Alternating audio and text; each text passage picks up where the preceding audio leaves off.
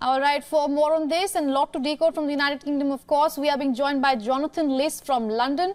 Mr. Liss, thank you so much for joining us here on WION, and good to see you. As I said, so much to talk about when it comes to the United Kingdom. About a week from now, the country is going to polls and early elections called by Rishi Sunak. Now, I want to talk about the betting culture, since that's so much in talks and in headlines these days. It is not uncommon for people to vote about elections in the United Kingdom, also on the date. But this election is not like any other election, as it's being called. What are you hearing from the voters? How are they seeing it? Well, the problem that we have with betting is that Conservatives were using inside information to place bets. There's nothing improper about betting itself. The problem is that they were alleged to have cheated because they knew from Rishi Sunak when the election was going to be called, and then they placed a bet with the bookmaker, so the bookmaker naturally feels cheated. That's different from a culture of betting on election outcomes which don't depend on any inside information.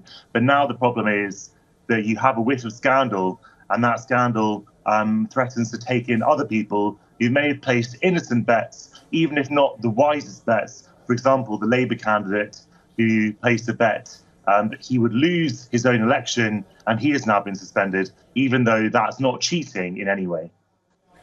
Right. Ms. Liss, given that it's just 1 week before the elections and we're hearing that the Jews in the United Kingdom are in support of the Labour leader, we know that foreign policy is something that everyone's eyeing at. Do you think there will be any drastic change when it comes to UK's foreign policy in case Labour is elected to power? No, foreign policy is one area where the Labour Party and Conservative Party speak from the same hymn sheet.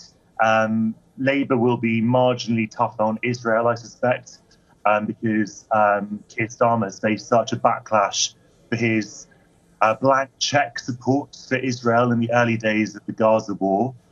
So I expect that he will be a lot harder on Israel. But, Labour hasn't supported, for example, an arms embargo on Israel. So I don't suppose that will change very much. And on all other issues, the biggest one obviously being Ukraine, Labour is exactly the same as the Conservatives. They'll be offering support, military and financial support to Ukraine. All right, before I let you go, let's talk about the UK economy. That's one aspect, of course, the voters are definitely eyeing on. Be that Labour or the Conservatives, what kind of change do you see, at least in the short term, when it comes to the UK economy?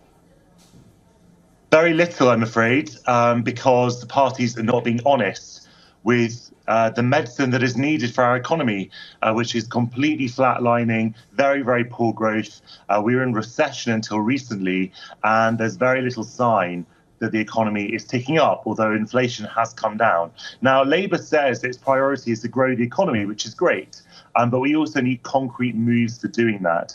And a real problem is that we don't have very good public services. Infrastructure is collapsing, and Labour needs to find ways to raise revenue. They can either do that by borrowing money or by raising taxes. And by promising not to raise the major taxes, they're painting themselves into a corner, because they might not have the tools they need in order to raise revenue, invest in our vital public services, and also grow the economy.